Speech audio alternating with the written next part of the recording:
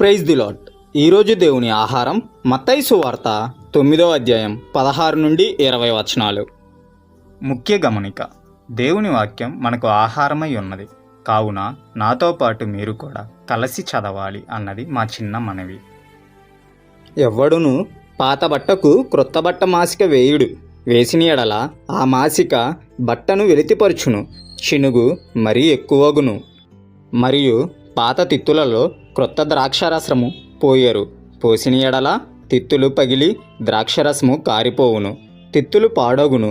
అయితే క్రొత్త ద్రాక్షారసము క్రొత్త తిత్తులలో పోయిదరు, అప్పుడే ఆ రెండును చెడిపోక యుండునని చెప్పెను. ఆయన ఆ మాటలు వారితో చెప్పుచుండగా, ఇదిగో ఒక అధికారి వచ్చి ఆయనకు మ్రొక్కిన, నా కుమార్తె ఇప్పుడే చనిపోయినది, అయినను నీవు వచ్చి నీ చేయి ఆమె మీద ఉంచుము, ఆమె బ్రతుకుననెను. యేసు లేచి అతని వెంట వెళ్ళెను, ఆయన శిష్యులు కూడా వెళ్ళిరి.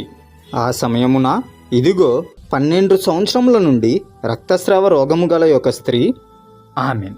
ఈ చిన్ని వాక్యాన్ని ప్రభు దీవించునుగాక. వాక్యం నచ్చినట్లయితే కామెంట్ చేయండి.